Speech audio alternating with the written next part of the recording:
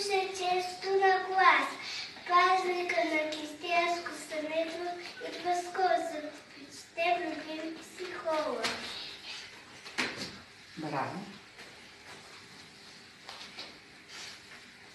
С нетърпение ще чакам аз да съберем роднините у нас. Щастливо празника ще мине, ще помним хубавите мигове след години. Семейството е стена неразрушима, семейството е любов недоуловима, семейството всеки се чувства добре, то всичко е за едно дете.